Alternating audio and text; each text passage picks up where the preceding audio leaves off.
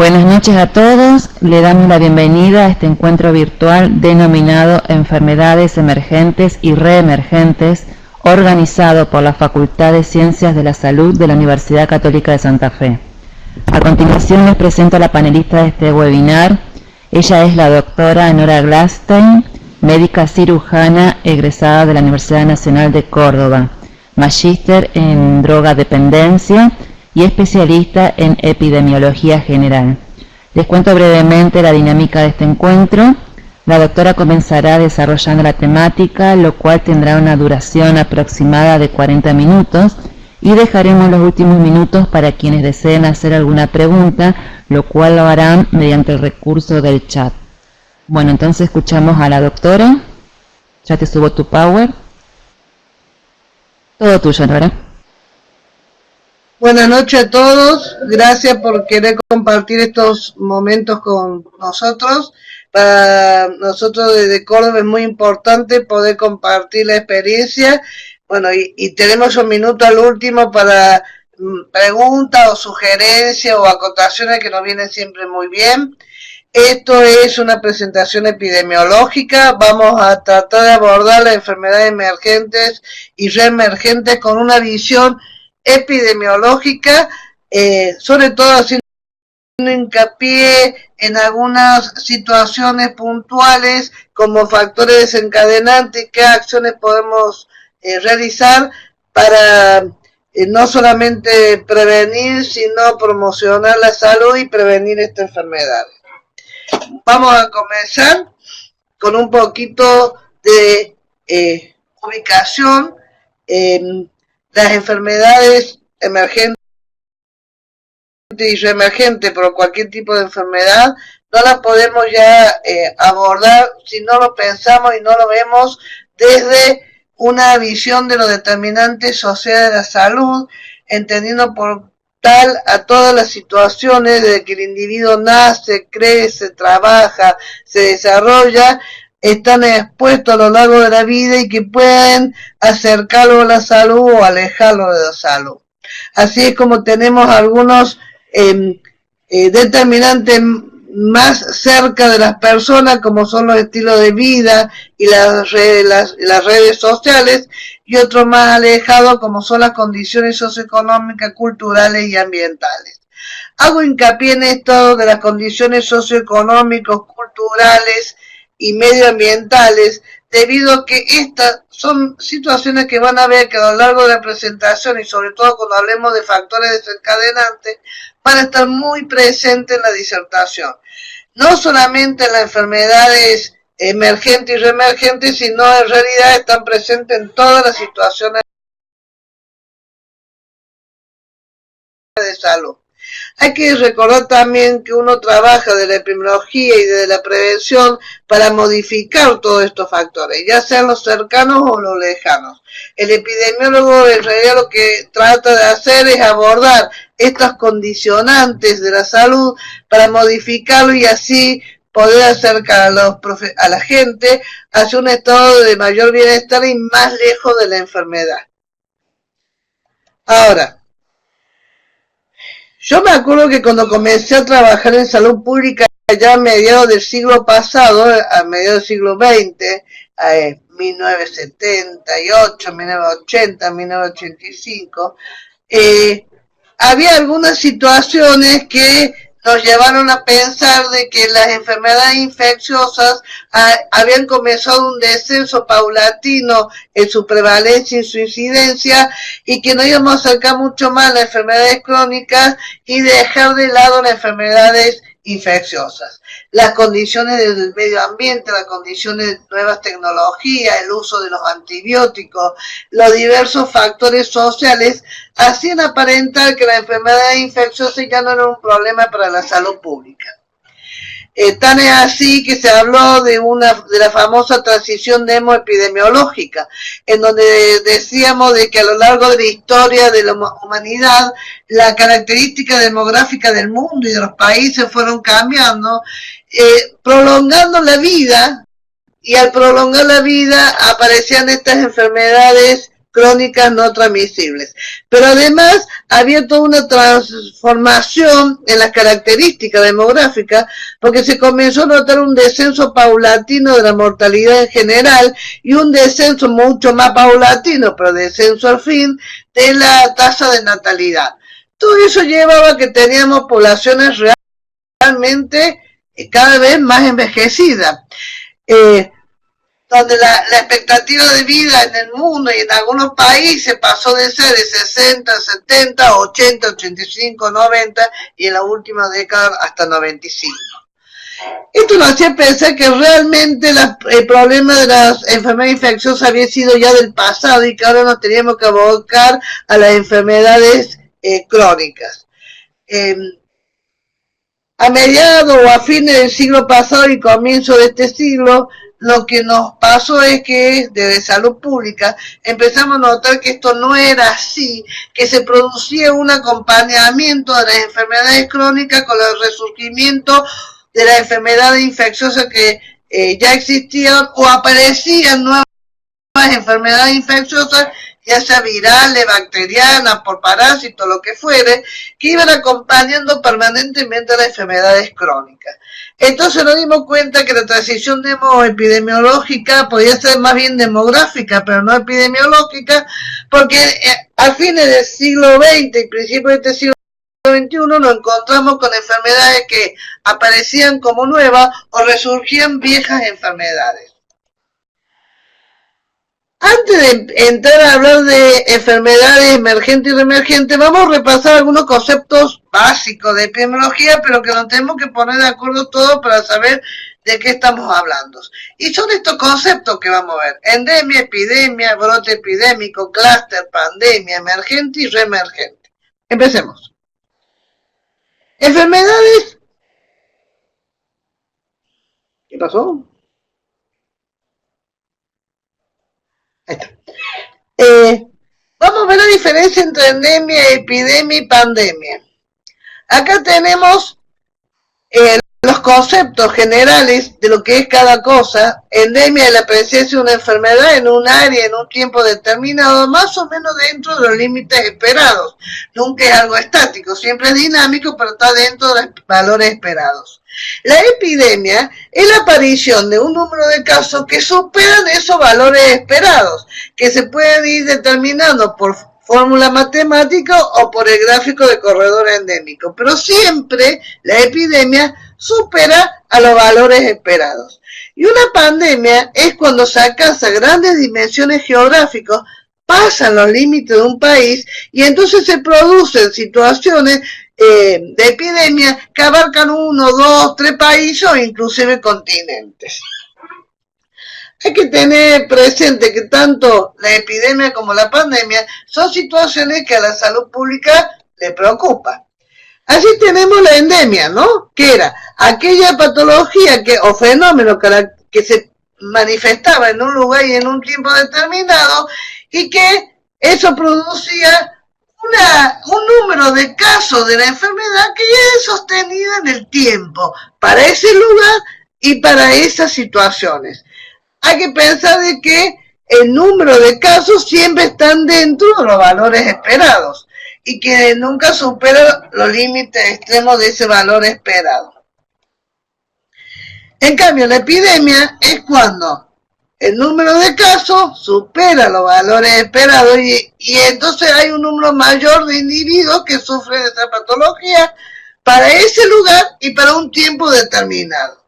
Y la pandemia, las causas de epidemias están ya descritas: es la introducción de un nuevo patógeno, el aumento de la dosis infectantes de un agente, la aparición de microorganismos resistentes o el aumento de su patogenicidad o de su virulencia. Muy actual este punto, pensemos en cómo han ido aumentando la resistencia bacteriana a los antibióticos por el uso y el mal uso de los mismos, donde todo muestra una situación que todavía no la tenemos controlada ni nada por el estilo. Cada vez son más bacterias que son resistentes y cada vez hay mayor resistencia al número de antibióticos. nos pasa la tuberculosis. Hay pacientes que son multiresistentes y en realidad es un problema poder tratarlo. La otra situación es los cambios sociales, culturales, sexuales o de conducta que introducen nuevas vías de transmisión.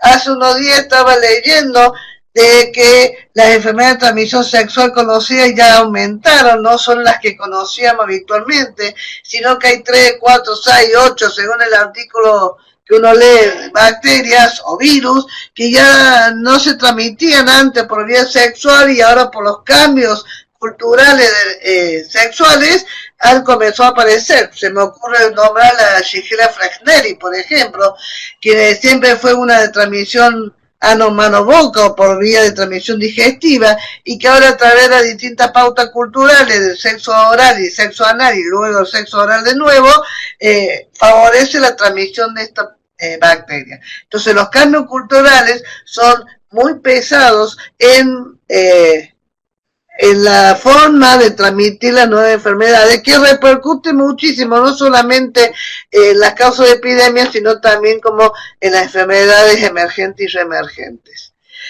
El aumento de la población susceptible, nosotros estábamos muy contentos de la salud pública porque decíamos que ya habíamos podido dominar una patología como es la viruela con su erradicación y que teníamos otras patologías prevenibles a través de las vacunas que también estaban en franca disminución, controladas, sin casos clínicos. Sabíamos que había circulación de la gente, pero no teníamos casos clínicos, y con toda esta situación mundial de la no vacunación comenzamos a tener nuevas enfermedades que se puede prevenir a través de la vacuna inmunoprevenible, como es el sarampión, por ejemplo, que estamos en este momento cursando en el mundo, muchos países brotes de sarampión debido a la falta de vacunación. No puedo dejar de nombrar la falta de vacunación contra la gripe, enfermedad que tenemos en este momento trabajándola, ya que este es un país donde empieza recién el frío y sin embargo los índices de vacunación no son los esperados todavía. La introducción de susceptibles en zonas endémicas, podríamos hablar de Zika, por ejemplo, que se introducen nuevas zonas endémicas y eso hace la posibilidad de producir una situación epidémica. Ahora bien, teniendo en cuenta estos casos de epidemia, es bueno aclarar que las causas de la epidemia son las mismas causas que nos puede llevar a un brote o a la situación de clúster, que ya lo vamos a ver enseguida. ¿Qué diferencia hay entre una epidemia y un brote epidémico? Bueno, los brotes epidémicos son 2 o más casos que aparecen de una misma enfermedad y que tienen una relación de tiempo, lugar y persona. Son esos números de casos que aparecen, por ejemplo, en una escuela, en un jardín infante, en un edificio, que hace pensar de que en realidad hay un contacto de tiempo, lugar y persona y eso ha producido este brote epidémico. El número de casos puede ser menor o puede ser mayor a una epidemia. Nosotros hemos tenido brotes realmente muy grandes epidémicos. Entonces, esto hay que tenerlo en cuenta, de que por ahí usamos brote epidémico para hablar de las pequeñas epidemias y es un error. Para que sea un brote tiene que estar siempre la relación de tiempo, lugar y persona. ¿Qué es un clúster? Los clústeres en la traducción es racimo. ¿Y esto qué es? Es un racimo, ¿no? Un número de casos que se agrupan en un lugar determinado, pero que quizás no tenga una relación personal, pero sí en el lugar y sí en el tiempo. Puede tener mayor número de casos que lo esperado que la endemia o menor número de casos, pero la característica que se da en un lugar determinado. La diferencia con el brote epidémico, que el brote sí hay una relación tiempo, lugar y persona. Acá es lugar. Esto nos pasó en Córdoba con un brote de dengue hace un año atrás, que eran clústeres realmente, porque tenía una relación solamente espacial, pero no tenía relación ni temporal ni de persona. ¿Qué es una pandemia? Una pandemia es una situación de epidemia que sobrepasa los límites de un país. está bueno la idea de empezar a trabajar como salud global y no salud pública, ¿no? Esto lo pensaba el otro día mientras trabajaba en la preparación de esta presentación. Porque ya seguir hablando de la situación que se da en un país o en un territorio sin tener en cuenta lo que nos rodean, es realmente trabajar sectorialmente. Y para solucionar estos problemas, tiene que haber un trabajo intersectorial, interinstitucional e internacional. Porque los problemas de dengue en la triple frontera argentina, donde está Argentina, Brasil y Paraguay, no lo vamos a resolver nunca si no lo trabajamos en forma conjunta. Argentina, Brasil, Paraguay, incluyamos también a Bolivia. Deberíamos hacer un trabajo intercomunicado para impedir que esto siga siendo un problema de salud pública. Las pandemias se dan, hay miles de ejemplos de pandemias, no solamente de enfermedades infecciosas, podríamos hablar de la pandemia de la drogadicción, que es una situación real y que cada día preocupa más. Y por fin llegamos al punto, ¿no? Llegamos a lo que son las enfermedades emergentes. Ahí tienen el concepto de enfermedad emergente. Y cuando pensaba en la elaboración de esta presentación, a mí me gusta pensar en esta transición epidemiológica, donde ya no podemos hablar solamente de enfermedades infecciosas, ni solamente enfermedades no infecciosas, crónicas, no infecciosas, sino pensarlo como algo integral, en un lugar donde tenemos enfermedades infecciosas, como puede ser la tuberculosis, como puede ser hantavirus, como puede ser la shigelosis, la disentería, pero también tenemos situaciones de emergentes como son el alcoholismo, la drogadicción, y ahora todo lo que es el uso de tecnología o el hiperuso de la tecnología, incluyendo niños muy pequeñitos y adultos muy mayores, que eso dificultan inclusive la comunicación. Entonces, cuando hablamos de emergentes, sí tenemos que pensar en enfermedades infecciosas, pero también tenemos que pensar que se da como enfermedades no infecciosas, como puede ser el alcoholismo y la drogadicción. Estas son patologías que en realidad no son nuevas, por supuesto, pero sí que han aumentado abruptamente la prevalencia en distintos países. No podemos decir que el alcoholismo y la drogadicción son enfermedades nuevas, son situaciones nuevas. Pero sí podemos decir que cada año que pasa notamos un incremento o una modificación en la población que se da. Antes se daba en adultos y jóvenes adultos, y ahora ha ido bajando la edad de aparición hasta llegar a jóvenes y realmente en adolescentes. Lo mismo podemos hablar, por ejemplo, de la enfermedad de transmisión sexual o del embarazo no deseado o no esperado, en donde cada vez son más jóvenes los que padecen enfermedad de transmisión sexual, y tenemos, por lo menos en nuestro país y en nuestra provincia, jovencitas que cursan un embarazo y no lo tenían planificado. Estas son situaciones emergentes que lo debemos ver desde la epidemiología y lo debemos trabajar, siempre en promoción de la salud y en protección específica. ¿Cuáles son las principales emergentes que plantea, algunas de las emergentes que plantea la OMS? Ahí las tenemos. Son las distintas enfermedades no infectocontagiosas que se pueden transmitir. No puedo dejar de nombrar la fiebre hemorrágica de ébola, que todavía sigue siendo un problema y uno lo ve tan lejos porque es en África, pero que nosotros sabemos que en algún momento esto puede escaparse realmente de África y tomar otros países y otros continentes. No podemos olvidar que ya tuvimos casos en España, por ejemplo, si bien eran casos importados, pero podemos tener, comenzando con casos importados y luego hacerse casos autóctonos.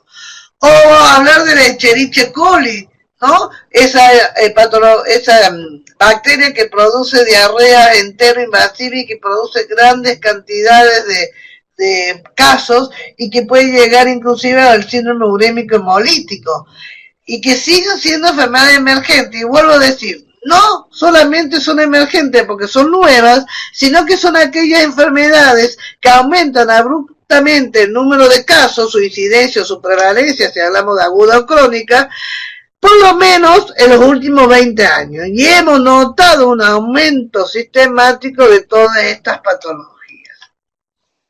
Las enfermedades reemergentes, ahí también está el concepto de la OMS, que son aquellas que eran conocidas por salud pública, que se había hecho un muy buen trabajo y se había logrado controlar, pero que por distintas causas vuelven a aparecer. Así tenemos el sarampión, el dibujo de arriba es el sarampión, tenemos toda la enfermedad transmitida por vectores, por el Aedes aegypti o el Culex. No podemos dejar de hablar del Culex, también del mosquito Culex como transmisor de enfermedades emergentes y reemergentes en este caso, porque Culex en la Argentina transmite enfermedades reemergentes como es la encefalitis de San Luis, por ejemplo, que son enfermedades que volvieron a aparecer después de un tiempo de silencio.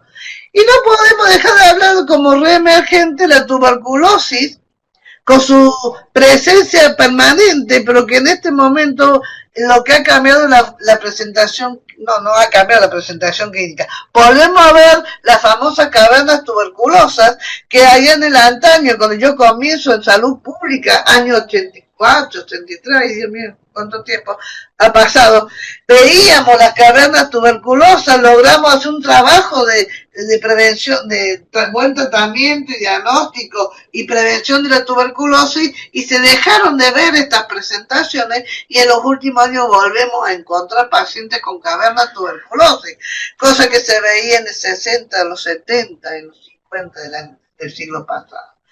Quiere decir que no solamente tenemos que esperar ver enfermedades que no estaban y que aparecieron, sino enfermedades que están, pero que cambian o modifican o vuelven a aparecer sus presentaciones habituales.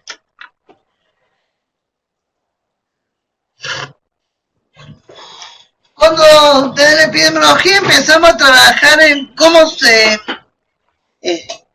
trabajarían los factores etiológicos, los factores desencadenantes de estas enfermedades emergentes y reemergentes, a mí me pareció mucho más interesante hablar de de factores desencadenantes que de factores determinantes o de factores etiológicos, porque en realidad no son etiológicos, pero sí forman una importante núcleo con los factores etiológicos, y eso es lo que lleva a la desencadenamiento de estas enfermedades emergentes y reemergentes.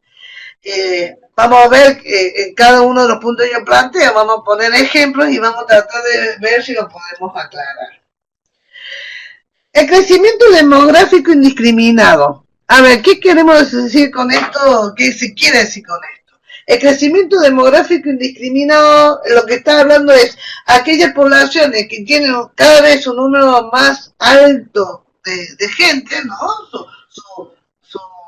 El número de habitantes aumenta paulatinamente y de forma constante, pero sin ningún control me refiero que sin ningún procedimiento para que su calidad de vida, su posibilidad de vida, su posibilidad de desarrollo sea acorde a este crecimiento.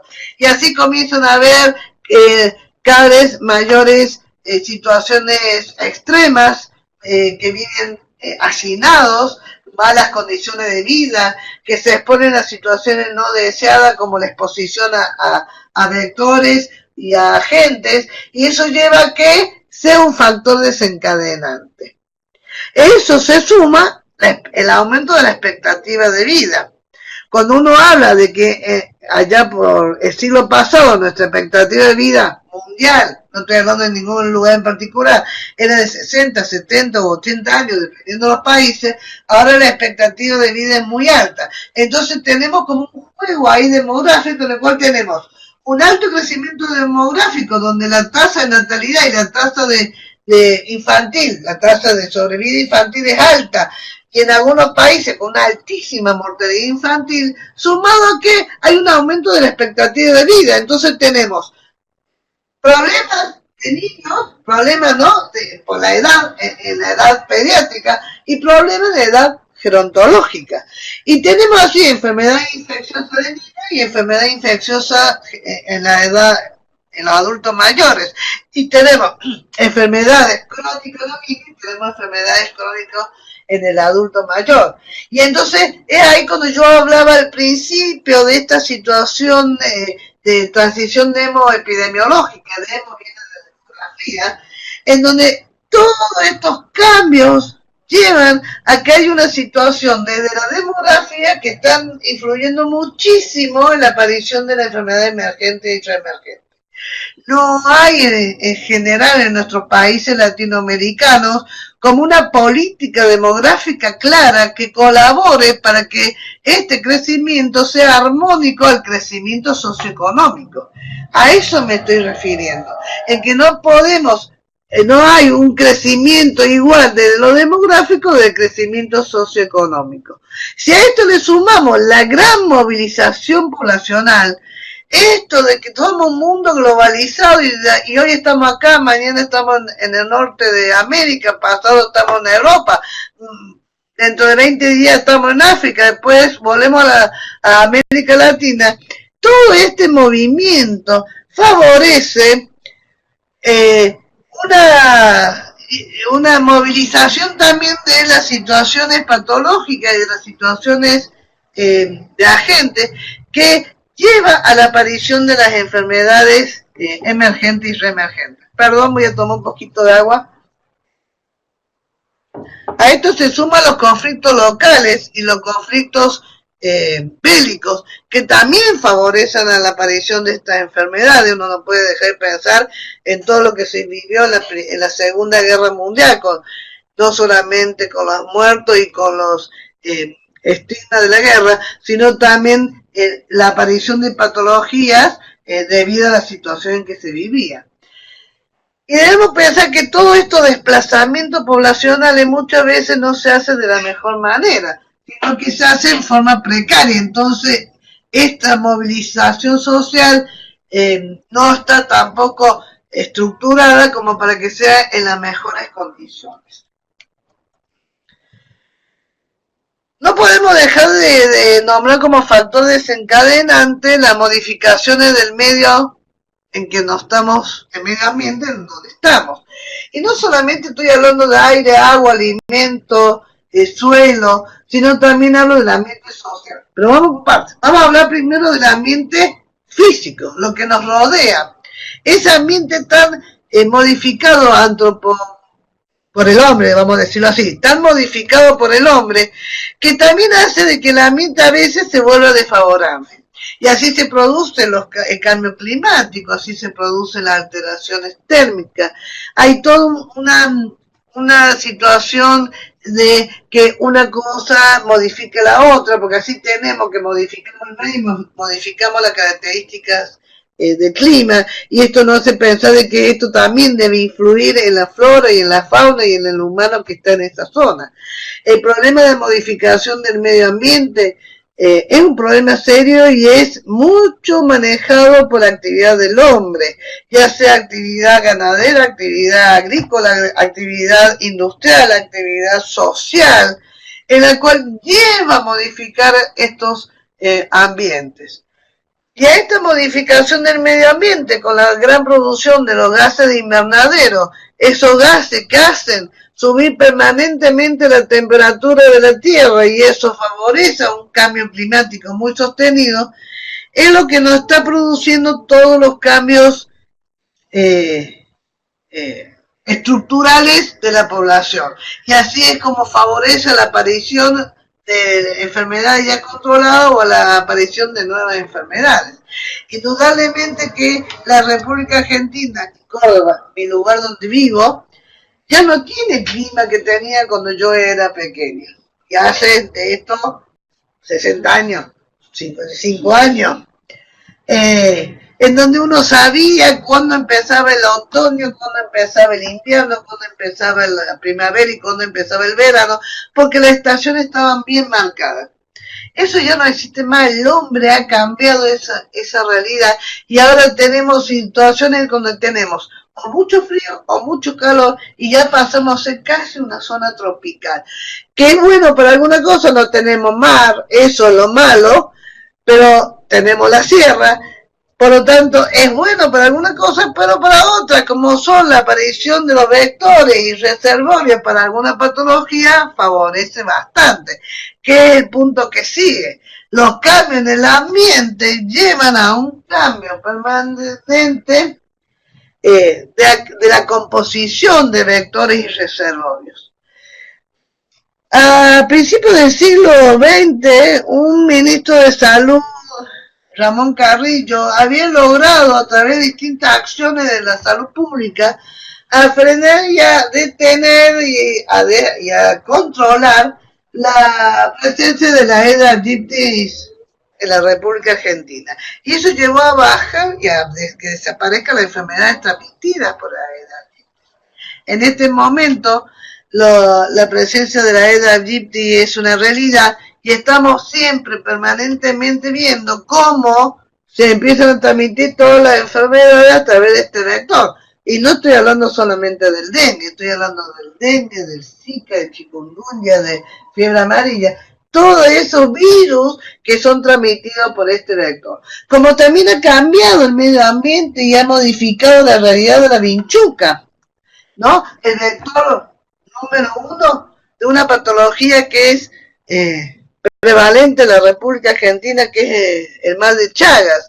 Y sin embargo, antes decíamos que solamente teníamos vinchuca en el noroeste del país y ahora sabemos que llega casi hasta el sur del país debido al cambio climático. Entonces, esto hay que reconocerlo, hay que verlo y hay que saber que todos estos cambios medioambientales están favoreciendo la aparición de esta patología emergente y reemergentes. Un punto seguido son estos dos factores desencadenantes. La pobreza extrema y la inequidad social son dos realidades que llevan a la aparición de enfermedades emergentes y reemergentes y a que estas enfermedades cada vez sea mayor su número. La pobreza extrema no solamente está hablando que tengo mala vivienda, sino que está hablando que tengo dificultades alimentarias. No hay buen acceso a la alimentación, a una buena vivienda, a la recreación, al trabajo, a la seguridad social, al agua. Todo lo que lleva a esta pobreza extrema y que favorece la aparición de estas enfermedades emergentes y reemergentes. Y a esto se le suma que en este tipo de pobreza, la inequidad social, es decir, aquella injusticia que es marcada, a esa diferencia que es injusta y marcada en los grupos sociales, favorece la aparición de estas enfermedades. Si uno mira el dibujo que puse, ¿no? La foto que puse, con esa realidad de pobreza, con la goma en el techo llena de agua, pensando en las enfermedades transmitidas por vectores, en el acceso a la alimentación, el acceso al agua potable, a la buena eliminación de la basura, a la buena eliminación de la excreta, son realidades que no ocurren en este lugar. Y todo eso lleva a que sea factible la presencia de enfermedades emergentes y reemergentes. En estas situaciones uno siempre piensa en aquella patología que se da mucho en la pobreza, ¿no? Hablamos de que el HIV ha ido manteniendo, que la tuberculosis ha ido manteniéndose en una endemia más o menos estable y que ha producido pico debido al HIV, y nosotros también en Córdoba decimos que este pico también se produce debido a estas realidades de pobreza extrema y de inequidad social que lleva a los países a tener una mayor prevalencia de estas patologías. Y otro punto aparte, hay que pensar en esto, en la elevada capacidad que tienen las bacterias, los microorganismos para hacerse resistentes. Resistente al antibiótico, resistente a esa posibilidad de cura, a esa posibilidad de eliminación de la bacteria, y que cada vez tenemos más bacterias resistentes. Yo tengo una amiga bacterióloga que me dice, son más inteligentes que nosotros. ¿Por qué? Porque son capaces de reconocer a lo que lo agrede y es capaz de hacerse resistente para que ese antibiótico no lo destruya. Indudablemente que esto tiene mucho que ver con el manejo del antibiótico. Y yo siempre le digo a los amigos cuando hablamos, de que uno no puede decir que la gente es la que no sabe usar el antibiótico, o solamente debido a la automedicación de la gente. Acá hay un compromiso también del profesional de la salud, que por ahí hicimos uso y abuso del antibiótico, y ahora tenemos las consecuencias. Ahora bien, ¿qué hacemos? Porque pinté un panorama un poco triste y desfavorable, pero ¿se puede hacer algo? Yo creo que sí, que se puede y que debemos hacer algo. Lo primero es esto, lo que estamos haciendo hoy, abordar el tema, charlarlo, trabajarlo en forma conjunta, poner recursos sobre esta problemática y también invertir en esta problemática, tanto en formación como en infraestructura. Tenemos que tener los elementos de diagnóstico y tratamiento inmediato para que ese segundo nivel de prevención lo podamos ejercer rápidamente. Pero también tenemos que tener la infraestructura de prevención, para que en ese primer nivel de prevención, donde uno toma las acciones mientras el individuo está sano y podemos hacer control del medio ambiente, mejorar la calidad de vida, mejorar las condiciones socioeconómicas, sea una realidad. Es necesario que nosotros trabajemos para formar recursos e invertir en infraestructura. Pero también es necesario estar actualizados, tener protocolos de acción rápida para identificar estas enfermedades emergentes y reemergentes y así evitar las pandemias y las epidemias. Pero esto no lo vamos a lograr nunca si lo hacemos en forma individual. La epidemiología es una ciencia que tiene que trabajar interdisciplinariamente. Es imposible abarcar todos los ámbitos y todos los lugares solamente desde una disciplina. Para trabajar las distintas patologías necesitamos trabajar en forma interdisciplinaria. Todas las disciplinas son importantes. Todas las disciplinas aportan algo. Todas las disciplinas suman conocimiento y es necesario que para lograr protocolos de identificación rápida, para lograr acciones en prevención y promoción de la salud, en diagnóstico y tratamiento, es necesario el trabajo interdisciplinario. También es necesario un abordaje de la problemática desde la clínica y desde el laboratorio, tanto de la salud humana como del animal. Recuerden que muchas de las enfermedades emergentes, yo no me quise extender hablando de las enfermedades zoonóticas, pero muchas de las enfermedades emergentes y reemergentes son enfermedades zoonóticas. Comienzan como siendo un problema solamente de salud animal, pero después pasa al humano y pasa a ser un problema del animal y del humano. Por ejemplo, la fiebre amarilla. El reservorio habitual de la fiebre amarilla es el mono. Y entonces, si ese es su reservorio habitual, pasa al hombre y ya pasa a ser un problema no solamente del mundo animal, sino del mundo animal, del mundo humano. La encefalitis de San Luis, ese virus de San Luis que lo transmite el mosquito Culex y cuyo reservorio habitual no es el humano, su reservorio habitual son las aves, comienza siendo un problema de zoonosis de animales, pero luego se transforma en zoonosis cuando pasa al humano. Entonces debemos tener un abordaje en esa interdisciplina, también con los colegas veterinarios, donde ellos hacen su aporte de la salud animal y nosotros hacemos el aporte de la salud humana. También tiene que haber un abordaje de la vinculación de la vigilancia epidemiológica y la investigación científica. No pueden estar separadas estas dos ciencias. Tienen que trabajar en forma conjunta. Se hace investigación científica y a su vez se vigila. Se vigila y a su vez se debería hacer investigación científica. Y perdón mi atrevimiento de decir se debería hacer, porque creo que muchas veces no lo hacemos. Debemos empezar a trabajar y hacer investigación científica en forma permanente para que la vigilancia dé resultados. Y a su vez, dentro de la investigación científica deberíamos hacer una buena investigación una buena vigilancia para que esto sea en forma conjunta. Y lo que dije allá al comienzo, Para mí, esto no puede ser un abordaje de un solo lugar. Esto tiene que ser mirado como un problema global.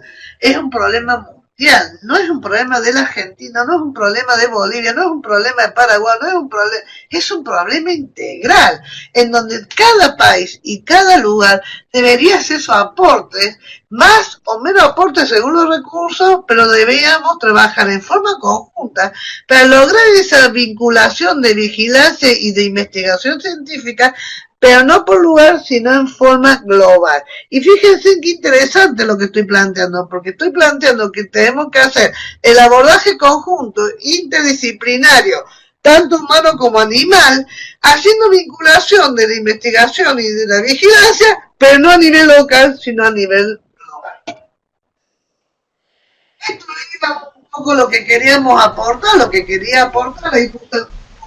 Bien, Nora, muchísimas gracias por tu exposición y ahora aguardamos entonces a las personas que quieran hacer alguna pregunta, le quieran consultar algo a la doctora a través del recurso del chat aquí en la parte central de la pantalla pueden escribir. Exacto.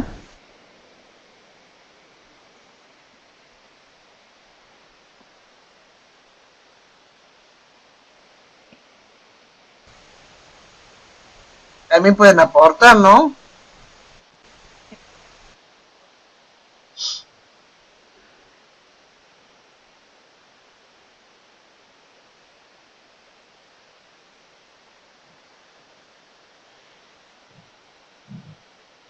¿Con los trabajos? Sí.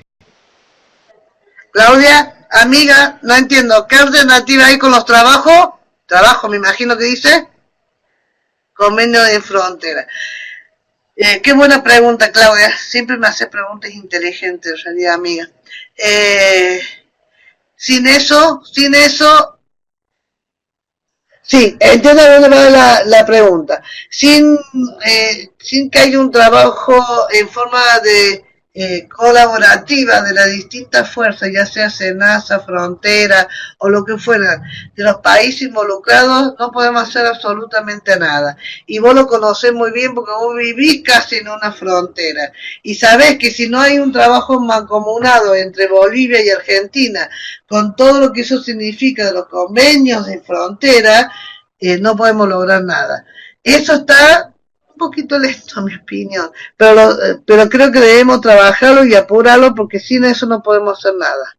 Los problemas de emergente y reemergente de Bolivia no son de Bolivia, son de todos los países de la zona. Ya tenemos el Oropuchi y el Mayaro a las puertas de país, ¿no? Entonces debemos hacer un convenio y debemos trabajar. No es mi área y en realidad no te podría contestar cuán avanzado está, pero sé que se está trabajando de forma intensa, sobre todo con Frontera, para tratar de lograr un trabajo mancomunado. Hace muchos años sí se logró controlar el dengue, Doc.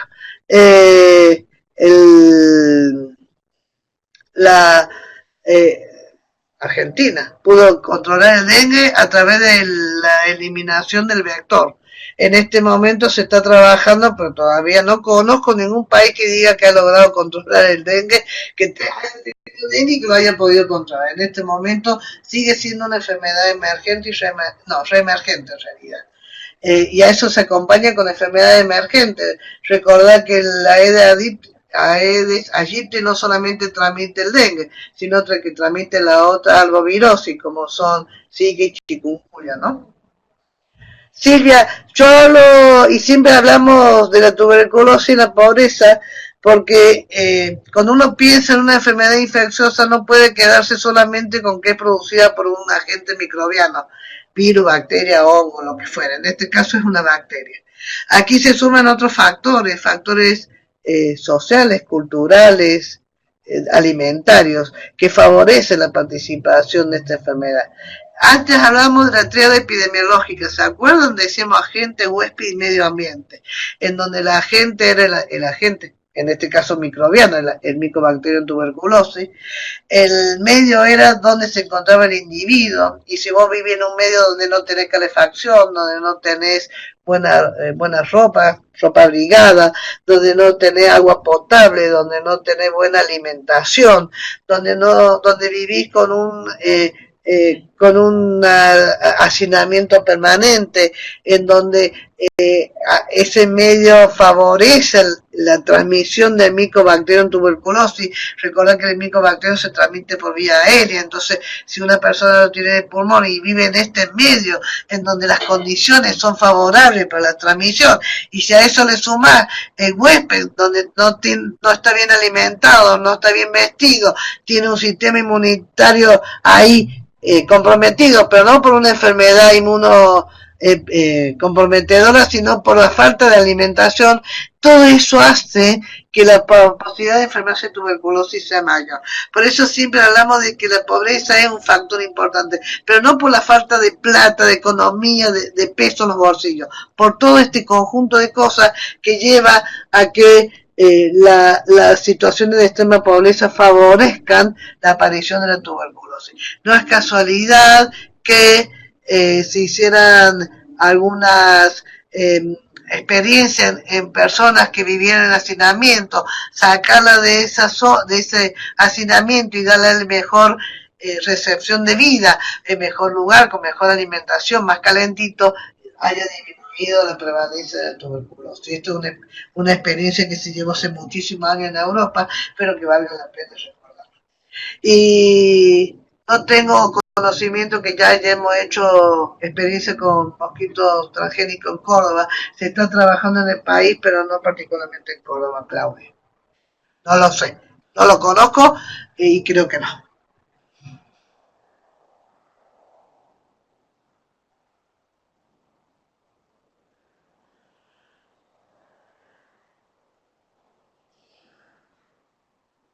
No dice no. ¿Eh? Gracias, Doc. Lo que pasa es que nos conocemos. La vacuna contra el dengue es una vacuna que todavía no está aprobada en nuestro país. Ha sido colocada en otros lugares con algunos resultados contradictorios, Claudia. En algunos lugares dicen que fue muy buena, en otros dicen que no es tan buena. Y encima, acordate que ahora estamos hablando de un quinto virus. Ya no hablamos de 4 virus del dengue, de 1, 2, 3, 4, sino que ahora hablamos que hay un DEN 5 y todavía no hay experiencia de la vacuna con el DEN 5. Entonces, están ahí los laboratorios peleándose para ver quién saca primero la vacuna y que sea aceptada. Nosotros no estamos vacunando contra el dengue en Córdoba ni en el país.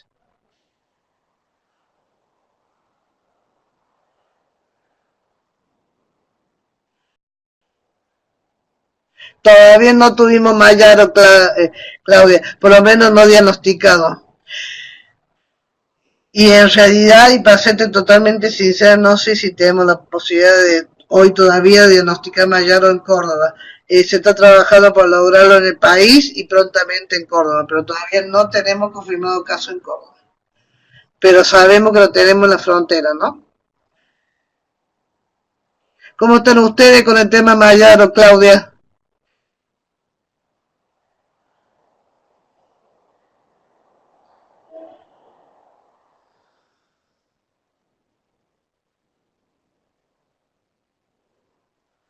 Acá tampoco.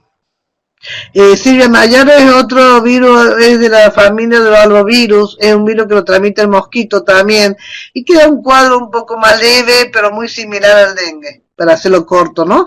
Para no extenderme en la clínica. Me imagino que preguntáis eso por el Mayaro, ¿no? Está el Mayaro y el oropuche, son dos algovirosis. No sé si fui clara.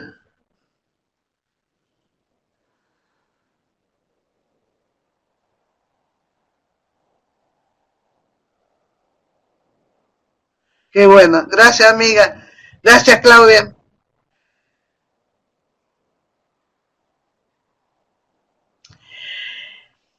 Brenda, la entrada de estos virus se puede prevenir trabajando en la eliminación del vector. El vector es el mosquito. Por eso es que debemos trabajar en la prevención y en la eliminación de los lugares donde se cría el mosquito. Lo que pasa es que estamos muy... Yo tengo una postura especial con el tema del mosquito y de la lucha contra la Aedes. Luchamos contra la Aedes, yo creo que habría que luchar contra el mosquito, tanto Aedes como Culex. El Culex es el mosquito oscurito, negro, el que no tiene la rayita que nos zumba la oreja cuando dormimos, ese es el Culex, que también transmiten enfermedades virales. Entonces tendríamos que trabajar en la lucha contra estos dos mosquitos, ¿no? Aparte que nos piquen y nos dejan roncha, nos transmiten enfermedades. Claudia, te voy a tener al tanto de las charlas, no te preocupes. Pero si el medio ambiente lo está cambiando, quiere decir que más tarde que pronto lo tendremos acá. Y es posible que sí, que tengamos el Mayaro o el Oropuche. Eso no lo puedo garantizar ni jurar, pero es posible que sí. Tenemos el vector, entra un reservorio con el virus y bueno, lo vamos a tener, seguro.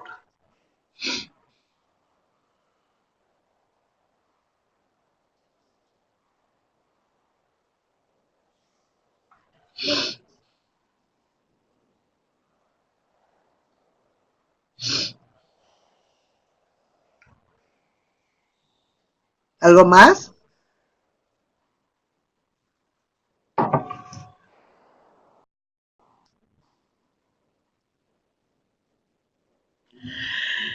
Laurita, yo voy a decir algo que puede sonar un poco fuerte. Yo no soy muy pro campañas. Las campañas son aquellas actividades que promovemos en un momento determinado y luego nos olvidamos de eso. Yo creo más en los cambios de hábitos. Cuando uno empieza a trabajar en la promoción y la prevención de la salud, uno debería trabajar para cambiar hábitos de forma permanente y no hacer algunos cambios temporariamente. Si yo elimino los lugares de cría de los mosquitos en el verano y primavera, pero me olvido en el invierno y en el otoño, esta que es una provincia, yo sé que vos sos de Córdoba porque somos amigas, Laura, esta que es una provincia en donde ha cambiado el clima y donde ahora las temperaturas frías son unos poquitos días al año, pero tenemos altas temperaturas y medianas temperaturas todo el año, vamos a tener mucha más posibilidad de seguir teniendo vectores que si trabajamos para que la eliminación sea en forma permanente de estos reservorios de cría de mosquitos. Y hablo de esto como podría hablar de la cría de la vinchuca o como podríamos hablar del lavado de manos, es todo lo mismo. No, yo creo que más que hacer campaña hay que hacer una buena educación para la salud de la comunidad donde sea sostenida en el tiempo.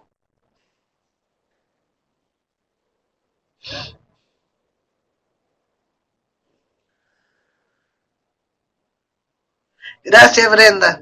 Intenté que sea concisa porque si no se hace muy largo.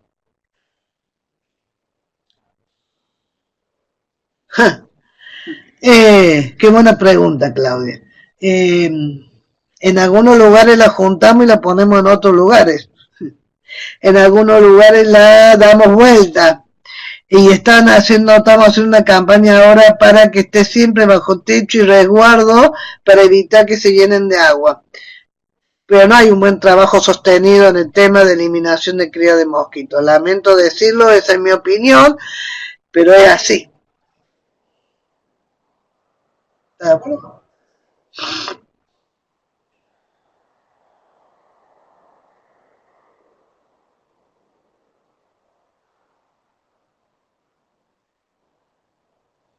¿No hay más preguntas ni acotaciones?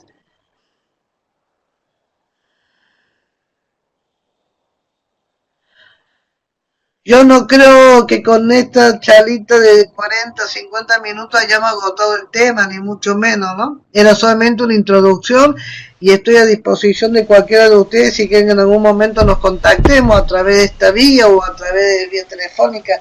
Ahí en la universidad tienen mis contactos.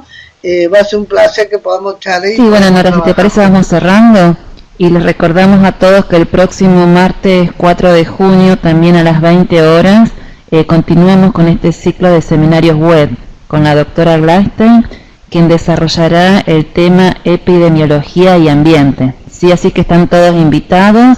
Aguarden entonces el enlace que 15 minutos antes se lo estoy enviando a sus casillas de correo y nos encontramos nuevamente el próximo martes, Dios mediante, ¿no? ¿Te parece?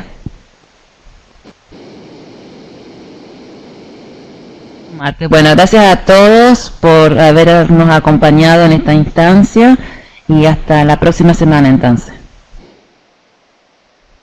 Como ustedes digan, aquí estoy.